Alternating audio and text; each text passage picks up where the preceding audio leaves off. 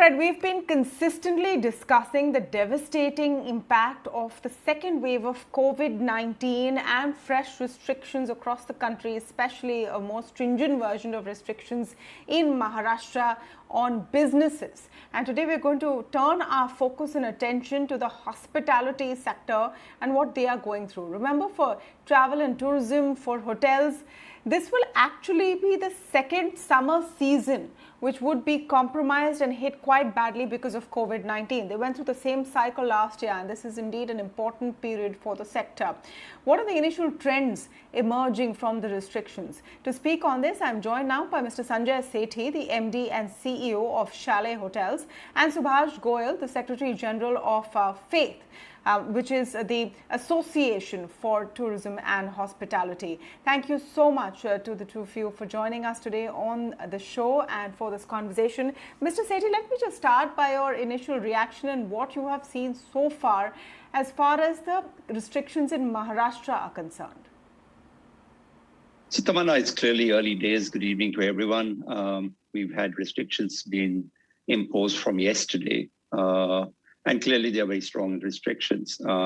Some of us feel they are unfairly so, because we believe that as far as especially restaurants go, shortening the hours or stopping services of a facility which had in general followed protocols to the T was not the right step. Having said that, and this is not just about Chalet, because Chalet is largely a hotel company.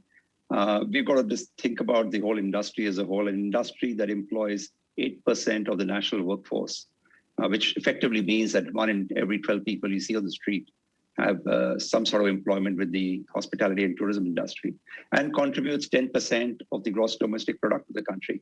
It's battered over the last 13 months or so. And I think it's time that the government and the local administrations took a slightly kinder view, a little more measured view on what needs to be done. And my point here is that, look, you've got to map cases to causes. And, we call it MCTC, which is mapping cases to causes, and identify what's the root cause of the problem. And if you were to do that, I can tell you that our restaurants or bars, with proper social distancing and protocols being maintained, are certainly a lot more safer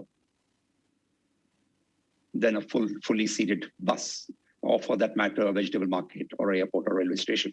So with all that in mind, I think some more application of mind is required in terms of deciding what to restrict. Maharashtra, of course, is going through a full lockdown, and I understand that we need to do that to restrict the number of cases that are growing. But I think these delivery of food hours could have been extended to 11 o'clock for sure. I want to know what's happening with hotels as well, because there aren't restrictions on hotels so far. But just to rejoin Mr. Sethi to the point you made, do you truly believe that a bus where everyone is seated with their mask on is less safe than a restaurant where, by nature of what you've gone there to do, you have to remove your mask and start eating? That is the clear problem, isn't it? Good point. Let me just clarify this. Look, people sitting at a table come largely from the same family, or friends and family who meet often enough in any case. And the tables are spaced out in a manner which allows social distancing to happen. With that in play, I think there is more than required safety measures that have been put into play in the protocols that were defined for COVID behavior. And I think they were all in place. There was no reason really to restrict it. But as I said, the lockdowns happened. I look at the positive side of it. With the lockdown, hopefully the number of cases will come down. Over this 25 odd days that we'll have the lockdown, number of people vaccinated will go up. So as we come out on the other side of lockdown, we'll clearly come out better. But all I'm saying is there has to be a fairness in what you close and what you keep going. Mr. Goyal, I want to get your sense of what is happening with hotels. As I mentioned, that the restrictions right now have not been extended to hotel stays. But because of the general number of restrictions and the fear of increased cases, are you already seeing an impact on hotel bookings? Are people choosing or preferring to stay away?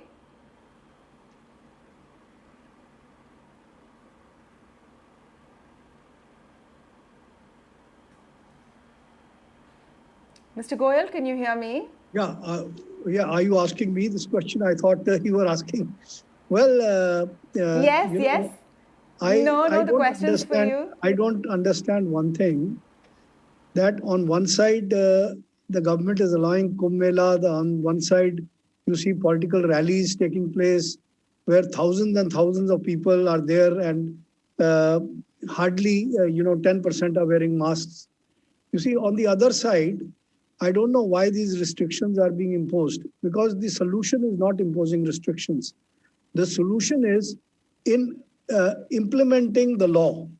You see, like Singapore, if anyone is caught without a mask, you see, there is a $200, $500 fine and even an imprisonment. So unless and until we even, 70 million, Mr. Poonawalla was saying 70 million people have already been vaccinated and about 1.5 million are being vaccinated every day. But still, you see, this disease is not going to go away. And we have to learn to live with this disease. And we have to have a balance, right? Because, more people will die of economic starvation than are going to die of COVID-19. In any case, if you take out of 1.3 billion people, the death rate is not even 0.5 or 0.6%.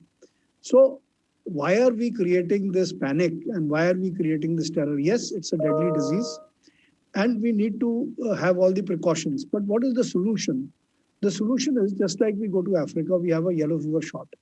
Now, those people who have been vaccinated and who carry a certificate of both the vaccinations with them, at least they should be allowed to travel freely, and government should start e-visas, e-tourist visas, because unless and until scheduled international flights start, right? Okay, hotels might and domestic tourism might benefit, but think of that, tourist guide who's dependent on foreign tourists.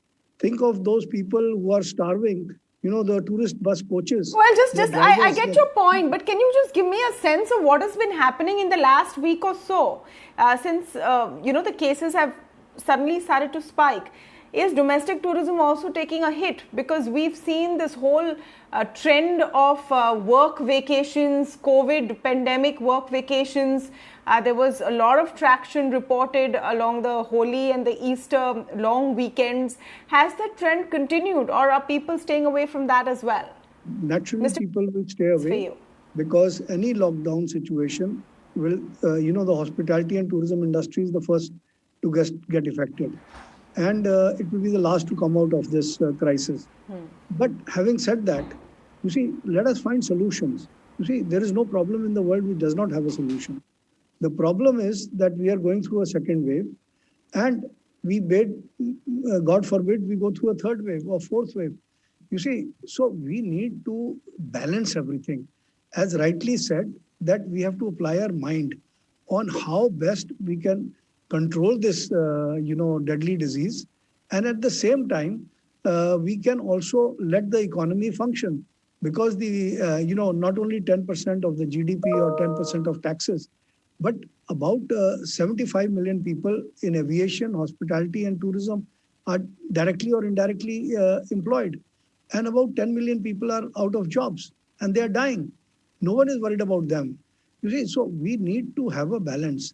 We need to strike a balance, and we need to implement the law strictly, so that in markets like in Delhi Sadar Bazaar or other markets or shopping malls, anyone caught without a mask should be punished. You see, and unless and until we start doing that, this disease is not going to go. Whatever lockdowns you may do, but if we look, I don't know if we can come to a definitive.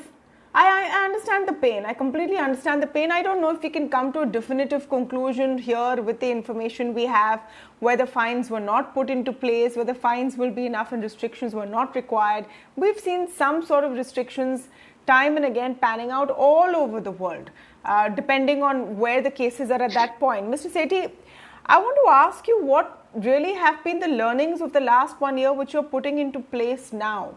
Is at least long stay, durations working out where people come and stay for longer, hoping that they have an alternate because of work from home, school from home, etc. Is that beginning to get traction? Are there more lessons learned from last year's experience that you can now put into place to really persevere and survive the second bout? So, Tamanna, to begin with, I don't think the second bout is going to be a longish one. All studies indicate that it's going to peak late April, and then it'll sort of taper down. So yes, this is a short-term blip that we have. We've got to live with it. We will come out the better from it. I think as far as business is concerned, we saw some significant pickup happening over the last few months, and it was ramping up and pacing very well. We expect that once this current crisis and hopefully a shorter crisis is over, things will pick up sharply again. In fact, we were having a conversation with some of the senior global colleagues from the industry this afternoon.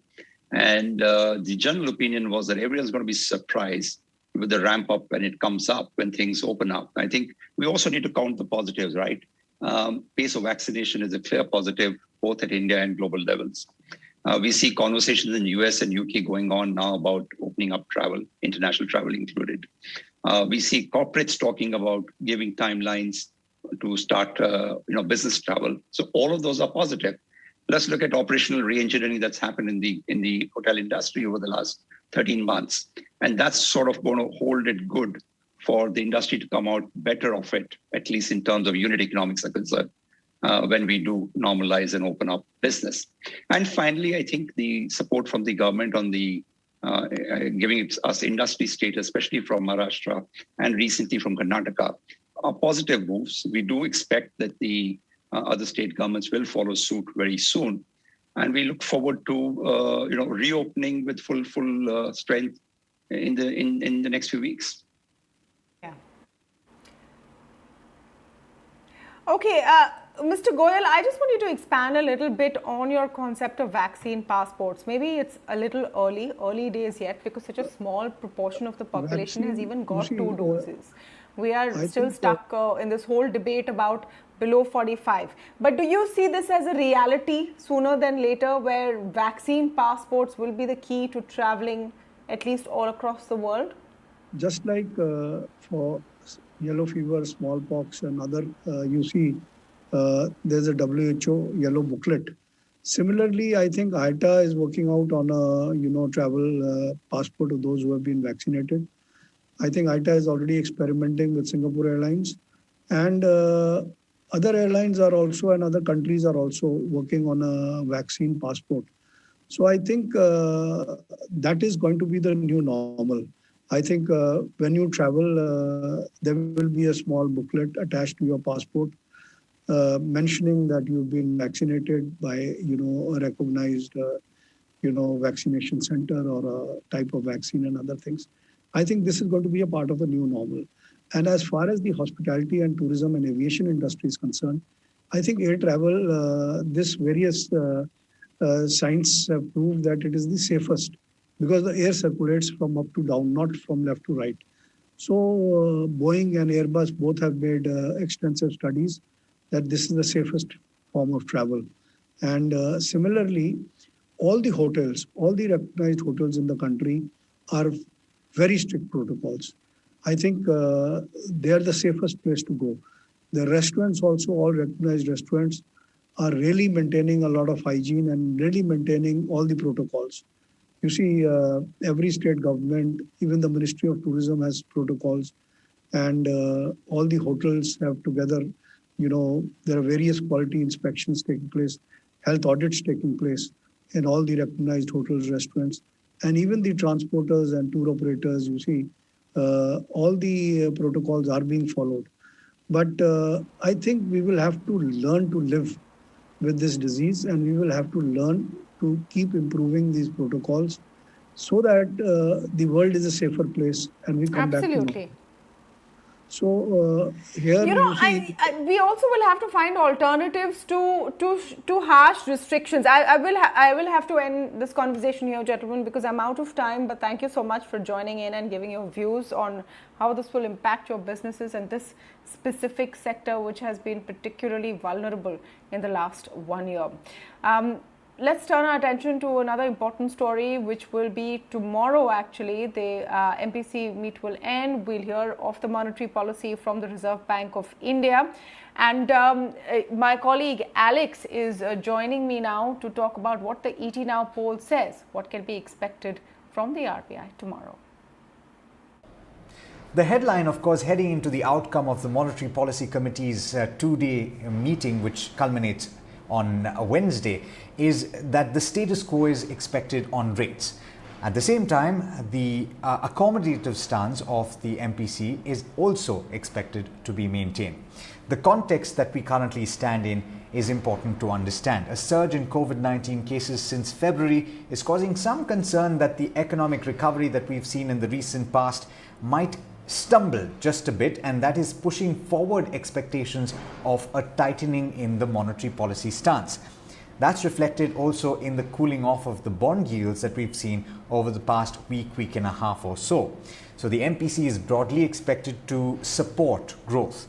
At the same time, the retail inflation as of February stood at just over 5%, and that was a 3-month high.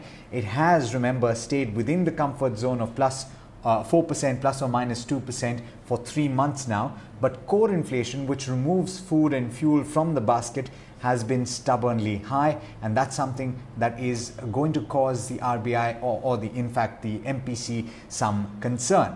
As a result of which, the MPC is going to be cautious in all probability on inflation. Now, will there be an adjustment in the RBI's projection for growth? Unlikely, and that is exactly what RBI Governor Shaktikanta Das had said at the India Economic Conclave, when he said that a downward revision in the growth was highly unlikely because India is much better placed now to deal with the surge in COVID-19 cases. What's more, an outlook or a guidance on how inflation is likely to pan out over the course of this financial year and whether there's an adjustment in the expectation will be keenly watched. You also have the RBI maintaining systemic liquidity at comfortable levels. That's expected to continue, but any guidance on that front will also be watched out for. What are the brokerages saying? In fact, Samiran Chakravarti at Citi is saying that the focus will be on the stance of liquidity management and the forward guidance there. Sajid Chinoy of JP Morgan is saying that the trajectory of core inflation will play a key role in monetary policy normalization here in India. And finally, let's look at the rationale of the status quo or the expectation of the status quo and why we're saying that. The growth recovery so far has been uneven and the rising COVID cases have been a concern. Headline inflation has been within the RBI's comfort zone for 3 months. At the same time, higher input costs and also supply disruptions could keep core inflation elevated, and that is going to cause the RBI's Monetary Policy Committee some concern.